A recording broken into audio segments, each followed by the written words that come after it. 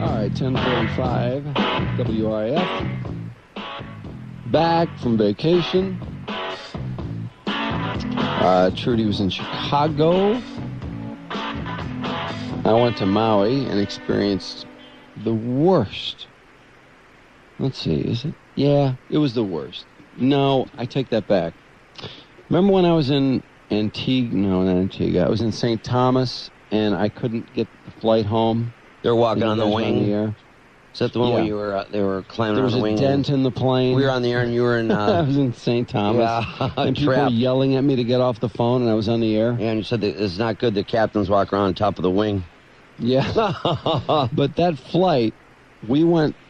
But people are such tools too. It was at like a noon flight on Sunday, and went through customs. Everything's cool.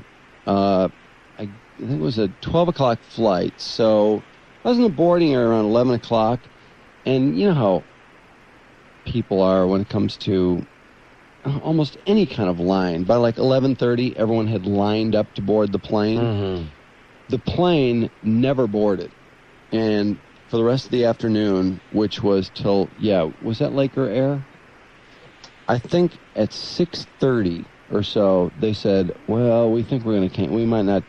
This flight might not make it. They were trying to fix the plane. Something was wrong with it.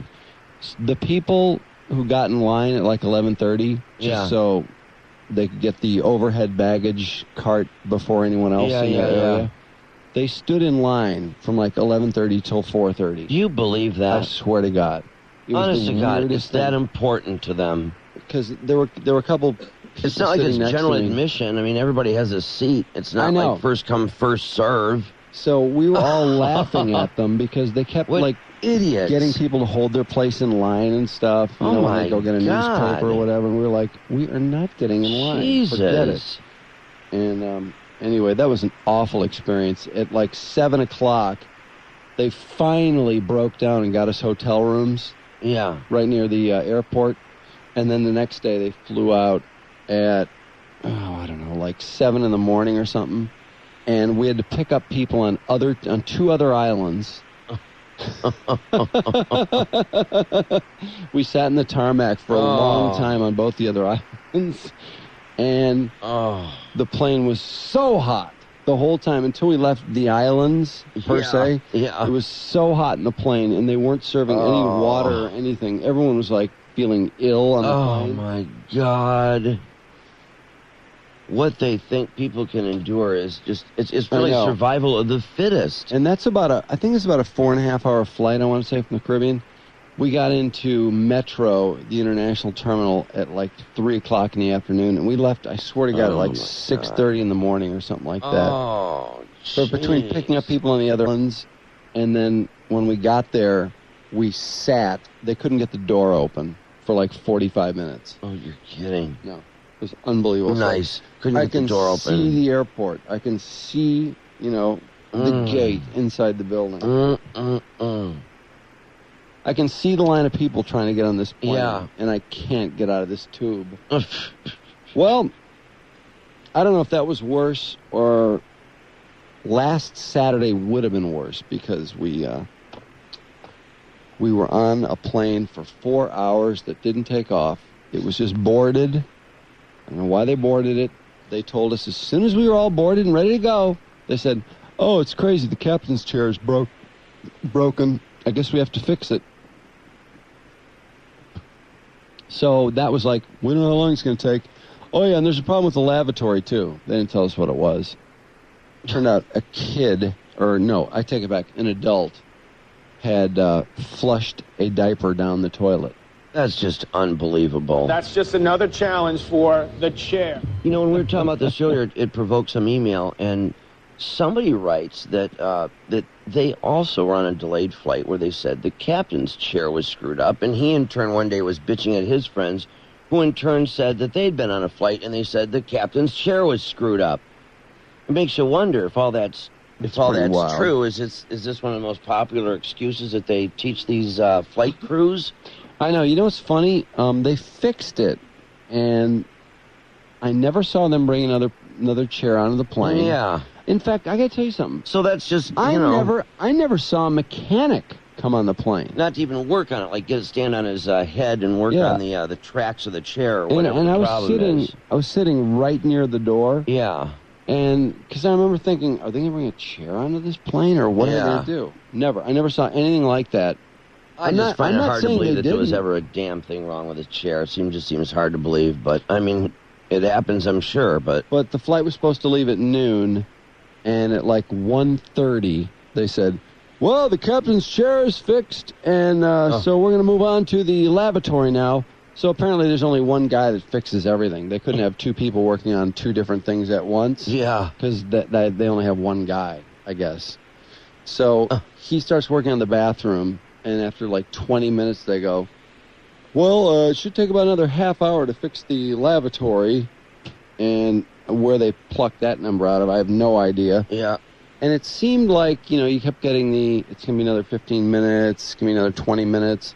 They let us off the plane at one point. The diaper in the toilet was so complex that they actually let us go inside the gate area. But we couldn't leave the gate area. It was like, don't even think about leaving the gate area, because if you're not ready when we take off, we'll see ya. Yeah. They We're just leaving start without you. threatening you. It's like, we'll take Yeah. forever to fix this, but Mhm. don't you be out of our sight for even a minute. Right, or forget We will about not it. We will not wait 20 seconds Yeah, for you. yeah. But You have to will wait 9 for hours. us. You're right, 9 hours for them, but we won't give you a second.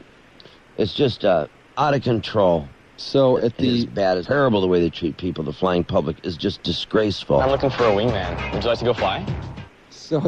4-hour mark, and mind you, we're about to get on a plane that's going to fly 6 hours to Maui. 6 So all hours. this time on the ground is So just the now- beginning of the flight. Yeah, so now we're on a plane for 10 hours. We know that. Depending on, plus you're going to land, they're going to go, oh, there's no gate. It's crazy because your plane wasn't supposed to come in now, so there's no gate. And nobody called along the way to plan or anything. Yeah, sure. No, they never do. No, Have you ever that's true. noticed that when It's your true. plane There- is screwed, it's even more screwed when it lands? I've just noticed lately there are no leaders anywhere leading anything. Organizing things, city government, state government, anywhere. JetBlue, the guy that was in charge of that company, how appalled he was at what happened. But where was he? Why wasn't he a phone call away when all that happened? Exactly. I wonder the same thing. Who are these people who make these hideous decisions? And all the people on the ground is really funny, too, because at 4 o'clock, this is the amazing thing. And I apologize if you heard this at 6:30 or when we were talking about it. It's quite a rant. But the amazing thing was, we get this announcement at 4 o'clock, and this announcement was like, drink service will be coming any second. That was the tone. The crew now is into overtime. If they flew to Maui, they would be on the legal amount of time that they can be your crew. So we have to get a new crew. So we're flying you to Phoenix to get a new crew, which is their hub. We're in Vegas. We flew to Vegas, spent a couple days there, split up the trip, so it wouldn't be so long. And now we've been waiting 4 hours, which means we would have been that far there had we flown direct. We would, it would have been at that point in the flight, and they're flying backwards to Phoenix to get a new crew. Yeah. And it's like, no, wait, wouldn't it make more sense to fly the crew here? Of course, totally. And that's what Yeah. they usually do. They bring the flight. Well, That's what then you JetBlue got- was spending most of its time doing after that big debacle, was their crews Yeah. were all out of position. Then And you that's got exactly what they're doing. They're flying flight crews all over the country to get everybody in position. Well, then you got a private jet too, which Yeah. can take off anywhere, anytime. It only needs to bring 3 or 4 people. Yep. But no, we're gonna fly you to Phoenix, and it's funny because For the God's crew sake. was in such a good mood the whole time, and I couldn't understand. I'm like, why aren't they bummed? I'd be Yeah, so right. bummed. I mean, Yeah. I am bummed. Well, you'd I'm think gonna they'd be complain sick and forever. tired of being cooped up in there as well. Their legs and back would be killing them. But we found out why they weren't so bummed, because they knew once it reached a certain point that they were going to get kicked off the flight. So they didn't have to deal with a 6-hour flight. They knew they were going home, and they were going to get a bite to eat on the way home, and then crash in the hotel room, and then fly the plane tomorrow, right? Yeah, if I had to guess, I would think around the 2:30 mark, it was like, hey, slow things down so we can get off this flight. Yeah, because they were going to ultimately tell you that they're at their expired moment. They're not allowed to fly anymore. Right. And they knew that was coming, and so I think they slowed it down. Right. So Which happened to me once before. You have to be at an international flight. You have to be checked in like an hour before, or else they can blow you out. Mhm. Well, I was I'm sure I told you this. I was in line with like an hour and 15 minutes left, and this is when Metro was being redone, and the circle around Metro was a parking lot. I mean, a parking lot. You couldn't move. So we were like, what are we going to do? There's nothing we can do. We can't even get to the parking structure. We couldn't move. So valet parking was just to our right, which is like $22 a day. We're like, well, we're going to miss this flight if we don't go over to valet parking. So we go to valet parking. There's no drivers. They're all stuck in traffic. So we're like, oh my God, how can we be so screwed? We didn't do anything wrong because we were sitting in traffic at the airport for all that time. So what we did was finally a driver came back. So we're like, if you drive us, we'll never get there. So we took our bags, we had a lot of stuff, and we just rolled it and ran to the international terminal, got in line, and there was like, it was like, I don't know, an hour and 15 minutes left or something. We finally get to the front with like an hour 10, and she starts filling our information out or getting us, I don't know, assigning us seats. I don't know what she was doing. And then she goes, oh, let me get your frequent flyer miles. And we're like, no, we don't care about our frequent flyer miles. We just want to get to the gate. We're a little late. And so next thing you know, she disappears. And she comes back 10 minutes later, hands us our tickets, which are for the next flight, 3 hours later. And we're going to Amsterdam. And our friends were on the plane. So we're like, no, what is this? And she goes, well, she looks at her watch. She goes, it's 59 minutes until your flight takes off. You were late by 1 minute. By 1 minute. But we were standing there for 10 minutes, and we told her we didn't care about frequent flyer miles. And she insisted. She's like, oh, it's no big deal. And then she comes back and tells us we're a minute late. God. And then says, talk to my supervisor if you don't like it. Ooh. So we talked to the supervisor. Come to find out, the plane was oversold. So they needed to unload people from the plane. Oh, yeah. We had booked it, like 3 years in advance or something. So, yeah, seriously, a long time before, like 3 months, something like that. So, God almighty. So that's how they screw you, these little deadlines. They push them, they force them. Anyway, at the 4-hour mark, they tell us they're going to Phoenix, and we're not going to Phoenix. We just decided there's so much misery ahead on this flight that, God knows how much misery is left. So we said we'd like to get off the flight. We had no plans to go to Phoenix. This is too much of you have abused us enough already. Yeah. And they told us we could not get off the plane, that it was against federal law, and he would be fired if we got off the plane. Why did you care at this point? So what? Well, no, he was basically telling me, you're not getting off the plane. Almost like you're under arrest, or you are assigned to this tin tube and you are not leaving it. And I said, no.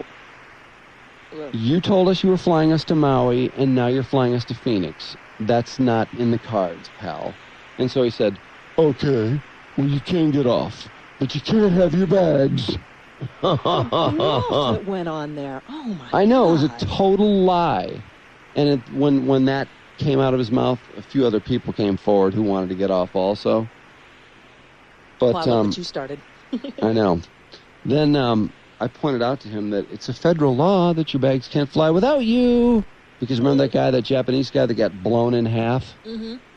It was somebody on a two-way flight, and the terrorist got off at the midway point. It was Lockerbie, left the bomb. No, it wasn't Lockerbie. It was another one. He was testing out a certain bomb too, and he left it under this Japanese guy's chair, and the Japanese guy was blown in half. But the rest of the plane was fine. And did you tell him that story? No, I didn't. He would have put you off quickly, and your luggage. But this whole idea, like, but you're not getting your bags, like, asshole. Yeah, like you can get off the plane, but you're not getting your bags. Because all our stuff's in our bags, and we're stuck for the night in Las Vegas. And we were lucky to get a hotel room test called the hotel from the plane. So, the rest of the people are getting off the plane. They're scrambling, calling hotels and stuff. And they're not getting your bags. Well, come to find out, the plane left 4 hours and 45 minutes later for Maui. Oh, my God. So those people sat on that plane for almost 5 more hours and then flew 6 hours. So, in other words, them not getting our bags out of the plane is because they didn't want to. No. Too much There hassle. was plenty of time to do it. Right.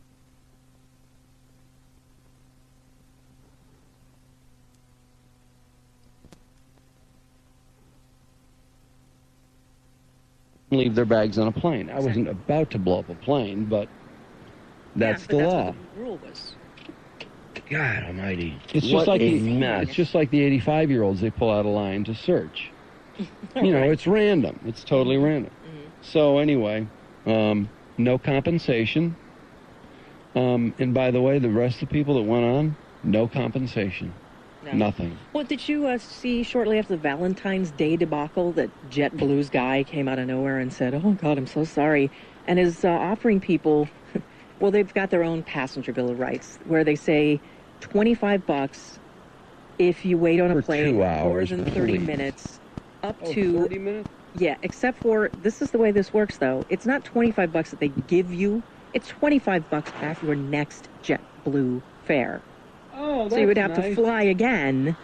You'd have to undertake something that you know, this crapshoot again, just to get your $25. And then they knock off more depending on how long you go. You and- could and- not make me fly America West again. Oh, There's no really? way I will ever fly America West That again. makes perfect That sense. he made a profound apology in the form of a full-page ad to the people in cities they serve, which is not Detroit, by the way. So it doesn't mean anything. They to us seem except for pretty the fact that- sincere. yeah. Did you read the USA Today story about JetBlue this last week, by the way?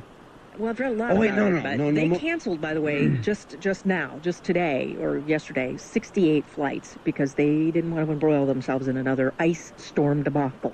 Well, wouldn't you rather be canceled Oh, than yeah. go through all that baloney? Yeah, absolutely. No, that you don't even have to bother going. Did you hear about the flight? Okay, I'm not sure this was JetBlue. I'm not sure who this was.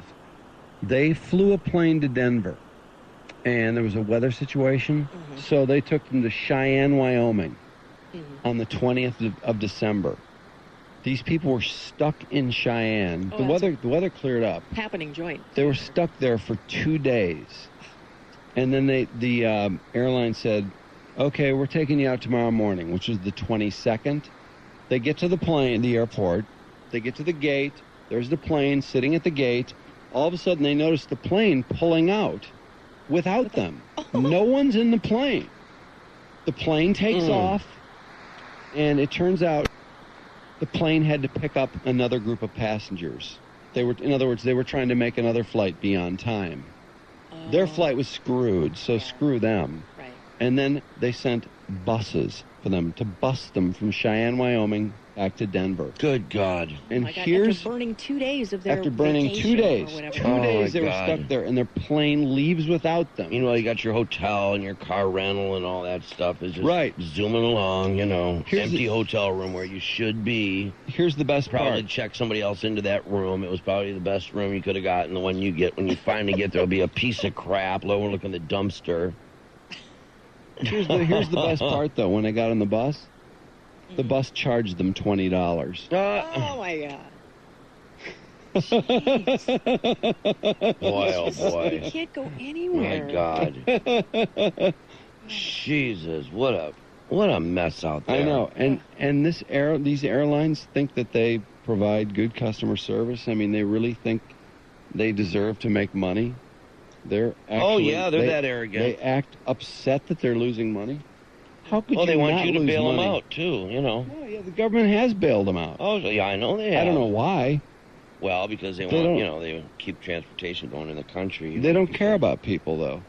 No, they don't, I because would they're say- too big. And that's what happens every time. These airlines, they start up, they care about the passengers, they give them everything and great service and everything. Get to be really successful, and actually, it starts happening to them too. They take that don't care attitude again. But how could they? I would just think if any industry were ripe for a foreign competitor to Takeover. come in and just tear up this market. The car industry, as tragic as it is, the auto industry wasn't performing very well for a long time. And look what happened. Honda and Toyota came in. Why doesn't somebody enter the airline industry? Some British Airways or somebody just... Well, Virgin America just began service. Really? Yeah, Virgin. Well, I would think About a week ago. if any industry was ripe to be have their market share chopped in half by foreign competition. It's the airline industry. And the minute they say boo-hoo and whine when it happens, I will say, I am not going to whine with you because you sucked. I couldn't see you so many sympathizing with times. them, even if they treated you well, but no, you're right. Well, the only thing I see happening in the short term, we were talking about this morning, If they is were that good, I wouldn't feel... I mean, these, I don't want anybody to lose their job. these private jets are really anymore. It's starting to come down so that you can, in some cases, depending on your destination, you can get like 10, 12 guys in a jet and split the cost and end up flying somewhere for a bit over the cost of a first class seat, and have all the convenience and luxury and everything else of a private jet travel. Leave when you want, food all there, whatever you want. It's all on the plane, ready to go, and a great time and everything else. And there's a million of these, what they call VLJs, ready to hit the market. In fact, they're selling them like crazy. Hundreds and hundreds of them have been sold already. These little 4-passenger jets, sleek little things that are being purchased and dropped all over the countryside. They're going to start transporting people, zipping people around to their destinations. And they're out to take some of this market of people that are disgruntled and fed up with flying commercially. So, as well as these things like, remember is it the Super Bowl and the Pro Bowl and all that sort of thing, the ads for the net jets and all that, with the Fox crew being zipped around and that stuff. Oh, yeah. People are buying time with those outfits that are starting to advertise. We buy blocks of hours, and a lot of business travelers are starting to look at that sort of thing. So there's some alternatives there, and they're out to try to capture that element of the flying public that has had enough and just can't take this anymore. And I just wonder, at least in the short term, if that's going to start to hurt the airlines if this thing really gets cranking, because I think people are beyond the breaking point. You can't ask people to put up... When people were trapped out here for 7, 8, 9 hours, what happened? No one thought they would see that again. Where is the... I know, and you know what? It happens one. all the time, and JetBlue just is... Somebody got a hold of the right person, and USA Today did a big piece on it, and it blew up from there. Why aren't people talking about this flight I was on? Because I don't know, Drew. There was nothing about that. 200 people sat in that plane for 9 hours. Not a word about it. The JetBlue took all of the headlines, and again, that passenger Bill of Rights, the spokesperson for them, she said the complaints, the argument to the Bill of Rights. Get this: the primary argument is that, well, if an airliner is stuck out there on a runway or waiting to take off, and it's out there for 9 hours, one of those types of situations. We can't let people off those airplanes out there away from the terminal building, because if they slip and fall on the icy taxiway or something, why they're going to sue us? What a lame argument. Well, the other argument was a lame argument. It's like, if nothing else, have people sign off and don't worry, I won't sue if I slip and fall. I'll take my chances. Barbara Boxer let me out of said, this tin can before I flip out. Barbara Boxer said 3 hours is enough to get either cancel flight or get it off the ground. Right. Or just... Absolutely. And people would get the free, whatever the cost of the flight is, it'd be free. Mm-hmm. And so this aeronautics expert says, well, these rules she's come up with or they've talked about could make the airlines less profitable. And somebody's like, oh, really? How's that? Actually serving the customer better is going to make them worse? And she said, or one of the aeronautics experts said, what if they're second in line to take off and it's 3 hours? And I'm like, first of all, why don't they just make them first in line? Why are they second in line? Why is that plane, which is already 3 hours late, why is it waiting behind anyone? Yeah. Why is it even in the line? Why don't they just stop the line and go, this plane is really late, put it at the front of the line? Well, they do that because they don't want to make the next plane late. Well, they're all out of, the whole thing is timed out. The whole air traffic control system is so frigging complex because you've got... It's timed out for them, You've got for all their these, convenience. Yeah, absolutely. Because that guy in the tower, does he care which flight it is that takes off? Yeah, because what's happening is on his end, he gets all this, the airlines, all these flights are scheduled, and all these airplanes all have these flight plans that are all coming into air traffic control, and they know when all these planes are leaving their route of flight, and they've got to actually organize the sky so that they've got separation, vertical separation on airplanes and the crisscrossing separation. And they have to, and that, of course, ends up being timed out on the other end as these people arrive and depart airports, and there's departing and arrivals and gates that are opening and closing and planes coming and going. So when you throw a monkey wrench and that stuff, like Drew, they hold you on the ground. If it's that hard, then they should just cancel clearance. it. You should just cancel the flight. It's easier to do that because, honestly, the system is so complex. Because people and the can't skies are so stand- crowded that when you get out of sequence, hang it up. Hang it up with can you air traffic imagine control if you're telling going to Trish- somewhere busy. Can you imagine telling Trish I'll be home in 15 minutes and coming home 3 hours later? Oh, man. Calling her every 15 minutes and going, it's going to be well. another 15 minutes. Yeah. It's going to be another 20 minutes. No, they're better It's off crazy. to just cancel the whole thing. Because once you're out of sequence like that, then you're screwed. Like what you noticed, like when you were sitting there waiting for the gate and those other planes were coming and going, you're just looking at the gate like a kid with a lollipop. Oh, yeah, on the way home. You're out of step, and that's the whole problem. It's like that gate is waiting for that arrival from, Phoenix, and he's got that slot, and that's that, and you're the fifth wheel now. Well, see, in this perfect It's incredible. world, or in this not even close to perfect world that I live in, when you've been screwed and sat on the plane for 9 hours on your way there, when you're on your way home, somebody in the airline goes, "Oh, those people that waited 9 hours. Let's make sure they're on time." Wouldn't you think that a good business person would do that? And What? wouldn't it make sense? I'm telling you. Yeah, but the thing Well, is, They don't do that though. No, they're You're not just good any old managers. flight. They're not good managers in charge. Well, look at of this anything. JetBlue guy. Look at this CEO who said, "Well, we experienced a total breakdown." Meltdown. Yeah, and like you said, we have to analyze everything that we're doing and reorganize ourselves. Which it sounds like they've got a lot more work to do with that because aren't they in trouble as of yesterday already? They had to cancel 60 a million flights. flights Yeah, but- because they're all out of step again. The thing that I don't understand about him doing all this is where was he in the 9, 10, and 11 hours that those people were stranded on the planes?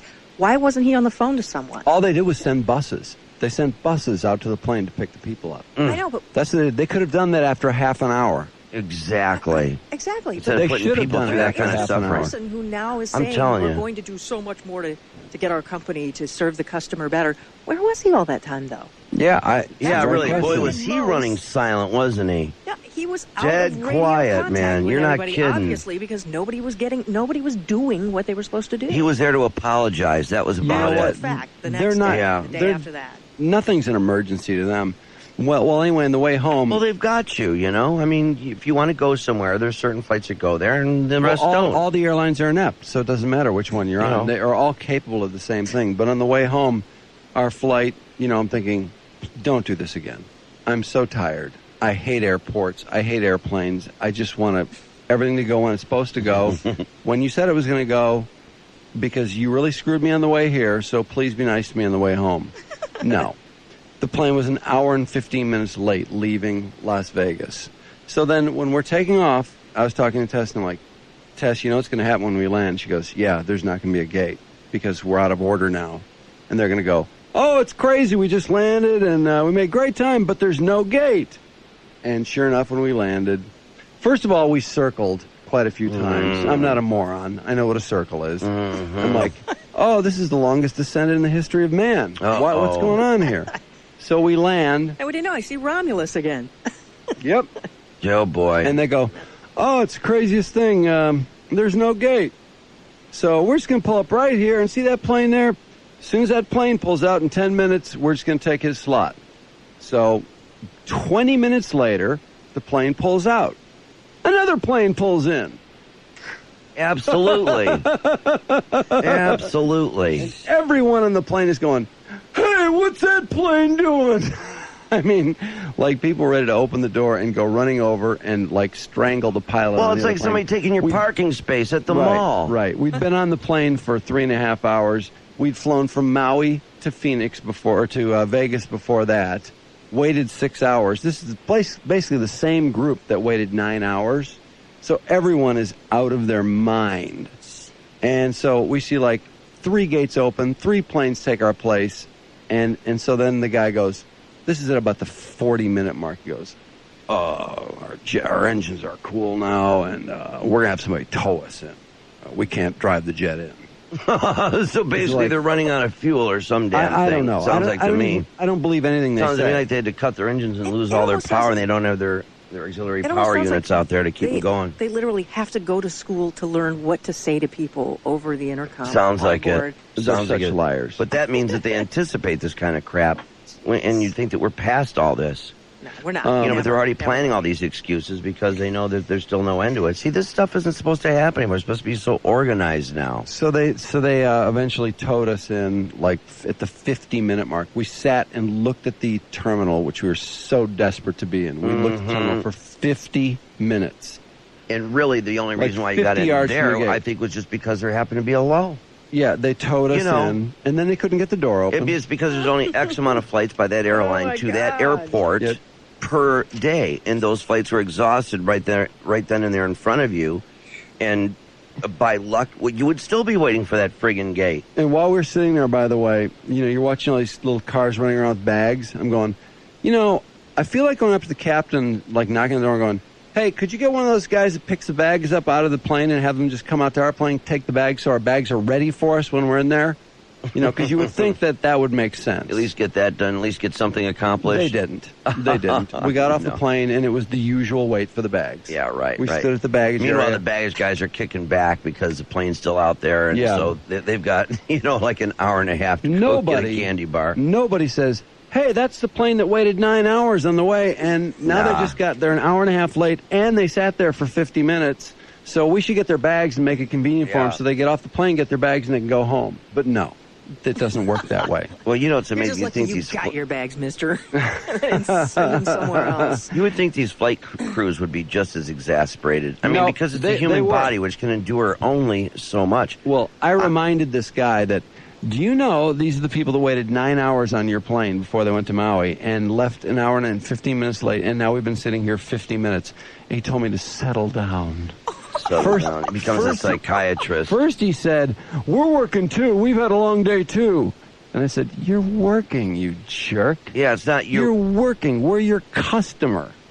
You're supposed to be serving us. You're working. You are getting paid. We are not. We're getting pissed. Yeah, you are paying. They're getting Settle paid. down. You are paying. Settle down, mister. Settle down. Nice bedside manner, And huh? then he walked by me, and I hadn't even said anything. tell you He goes, what, man, Settle down. You better settle down. You know what, man? Somebody one day is going to take a swing at a cat like that. When you're at the end of your rope like that, anything can happen.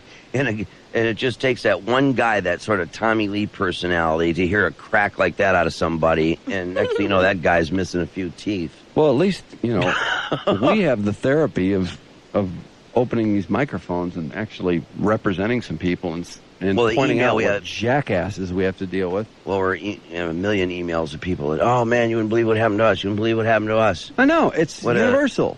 Yeah, So, it really is. It's just, it's incredible. I mean, they've got to get... I still can't believe, man, I'm surprised somebody hasn't died of something with these long waits. Isn't it ironic, Well, really? people Somebody do go with a nut- heart people do attack? go or nuts on flights. Some people are claustrophobic. Some people are...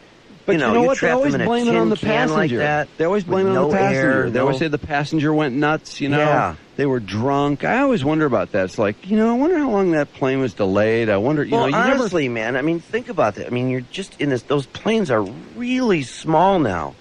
And you're just jammed in this thing. There's no air. There's nothing to drink. There's nothing to eat. The toilets are always overflowing. babies were crying. Always. Babies were The air crying. reeks of human feces. You've never heard I mean, babies Jesus cry like Christ. babies were crying on this plane. Oh, yeah, right. And then you've got that, too. I saw some video off the JetBlue flights where they were showing that.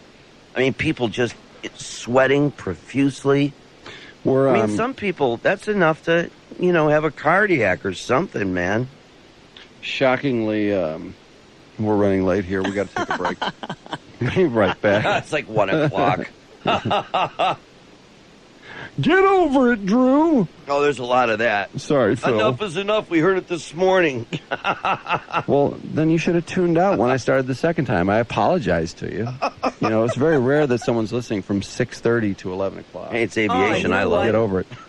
Congratulations to him. You get over it, Phil.